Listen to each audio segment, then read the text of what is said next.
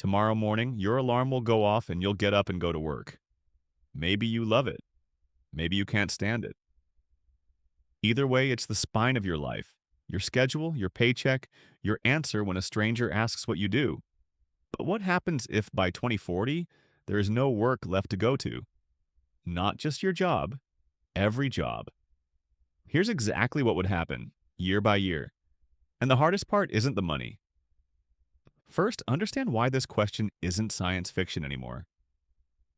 In 2013, two Oxford researchers, Carl Fry and Michael Osborne, published a study that shook economists. They estimated that around 47% of American jobs were at high risk of automation. Nearly half. And that was written before modern AI could write, code, drive, diagnose, and design. Consulting firms like McKinsey later estimated that hundreds of millions of workers worldwide could be displaced by automation within a couple of decades. So let's take the question seriously and run the clock forward. What actually disappears first? Start with the late 2020s. The first jobs to fade aren't the ones people expect. It's not the plumber, it's not the electrician. It's routine cognitive work. The office jobs built from reading, sorting, summarizing, and responding. Data entry, basic bookkeeping, first draft writing, standard customer support, junior analysis of every kind. Here's the plain English rule that explains it. AI eats predictable patterns, and it turns out that a shocking amount of white-collar work is exactly that, patterns. The paradox stings. Your grandfather worried machines would take the factory jobs. Instead, the machines came for the email jobs first. But notice something strange in these early years.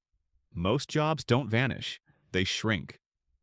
One person with AI tools starts doing the work of four. Companies stop replacing people who leave. There's no dramatic firing day, no headline moment.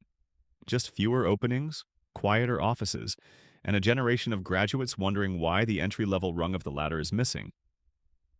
Where does a career begin when the beginner jobs are gone? By the early 2030s, the second wave arrives, and this one breaks the old rules. Robotics catches up to software. Warehouses, kitchens, construction sites, delivery routes. The physical world starts automating too. And at the same time, something nobody was emotionally prepared for. Creative work gets crowded. Music, illustration, video, marketing, even parts of medicine and law. Not because machines are inspired, but because most paid creative work was never about inspiration. It was about producing something good enough, fast enough, cheap enough. And good enough, fast and cheap is exactly what machines do best. Now, before the panic sets in, history wants a word. Because we have been here before. Or at least we thought we were. In 1811, English textile workers called Luddites smashed the new weaving machines that were taking their livelihoods. They weren't stupid. They were right that their specific jobs were dying. But they were wrong about the bigger picture. The machine age eventually created more jobs than it destroyed. Factory work, then office work, then service work, whole categories that didn't exist before. In 1930, the economist John Maynard Keynes even coined the term technological unemployment and predicted his grandchildren would work maybe 15 hours a week. Every previous automation panic ended the same way. New machines, new fears, and then new jobs. So case closed? Not quite. Because there's a second story from history and it's darker. Ask the horses. In 1915, the United States had over 20 million working horses, pulling plows, wagons, carriages. The horse was the engine of the economy. Then the actual engine arrived, and the horses didn't retrain. They didn't find new horse jobs. Their population collapsed because the economy simply didn't need them anymore. The Nobel-winning economist Wassily Leontief made exactly this comparison decades ago. He warned that human labor could go the way of the horse, not mistreated, just no longer required. So which story is ours? The Luddites who were wrong about the future? Or the horses who didn't get one? Here's the honest answer, and it's the pivot point of everything. For the first time, nobody knows. Every past machine replaced human muscle or a single narrow skill, and people climbed up to the work machines couldn't do: thinking, judging, creating, caring. But if machines can do the thinking too, the ladder has no higher rung. That's what makes 2040 different from 1811. The question is no longer which jobs are safe. It's whether job remains the way humans earn a living at all. So, let's say it happens. It's 2040. AI and robotics can do essentially everything cheaper and better.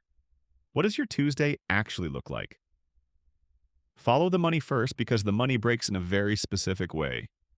Companies producing with almost no workers become staggeringly productive. Goods and services get cheaper than ever. But wages were how most people bought those goods. Production without paychecks is an economy with full shelves and empty wallets. Economists call this a demand collapse, and it's why even the most hard-nosed executives take this scenario seriously. A company with no customers is worth nothing, no matter how efficient its robots are. Which is why somewhere in the 2030s, the debate you've already heard about becomes unavoidable. Universal basic income.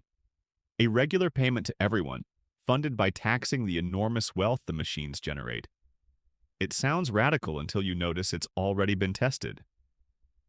Finland ran a national basic income experiment in 2017 and 2018, giving 2,000 unemployed citizens a monthly payment with no strings attached. The results surprised both sides. People didn't work less than the control group. But they reported significantly higher well-being, less stress, more trust. Money without a job didn't make people lazy, it made them calmer. Dozens of smaller pilots around the world have found similar patterns. The economic plumbing for a world without work exists. It's just a question of whether societies choose to install it, and who fights over the valves. And now the twist, and the part that's harder than the money. Because when researchers study what work actually gives people, the paycheck keeps coming in second. Work gives structure, a reason to get up, a place to be. It gives identity. You don't say I receive income, you say I'm a nurse, I'm a builder, I'm a teacher. It gives status, community, and the feeling of being needed. Psychologists studying unemployment have found for decades that losing a job damages well-being far beyond the lost income, and that the damage barely heals even when money is replaced. Now scale that to everyone. The real crisis of 2040 isn't that you can't eat. It's that on Wednesday morning, nothing in the world requires you. Who are you when nobody needs anything from you? This is where the two futures split, and they split hard. In the dark version, meaning collapses along with employment, screens fill the empty hours. Status wars move to whatever remains scarce. A small class controlling the machines drifts away from everyone else, and the MIT economist Darren Acemoglu's warning comes true, that technology's benefits flow to the few unless institutions force them to be shared. Resentment simmers. Purpose starves. But the bright version is just as plausible, and history quietly backs it. Because humans have already lived without jobs. For most of human history, actually. The 40-hour workweek is barely a century old. Before wages, people still built, taught, healed, competed, worshipped, and created. Not for employers, but for each other. In the bright 2040, the machine dividend buys back the one thing every generation before you was starving for: time. Care for children and elders stops being invisible labor and becomes the center of life. Craftsmanship returns, not because handmade is efficient, but because human-made becomes the new luxury. Sports, art, science as passion, community projects. An economy of meaning growing on top of an economy of machines. Notice something? People already pay extra today for handmade goods, live performances, human coaches, and face-to-face care. The seed of the meaning economy is already in your spending habits. Which future wins? Here's the uncomfortable, honest answer. It won't be decided by the machines. It will be decided by the boring stuff. Tax law, ownership rules, education, politics. The same technology steered differently produces both worlds. That's not a cop-out. That's the point. 2040 isn't something that happens to you. It's something that gets negotiated starting now in elections and boardrooms and classrooms, while most people aren't paying attention. And what about you between now and then? The strategy follows directly from everything above. The safest work isn't the most complicated, it's the most human. Jobs built on trust, touch, presence, and responsibility hollow out last. The nurse whose hand you hold, the teacher who sees you, the tradesperson standing in your flooded kitchen at midnight. Meanwhile, the most dangerous place to stand is doing predictable patterns on a screen and assuming your title protects you. And one more thing, quietly start building the part of your life that doesn't depend on a job title.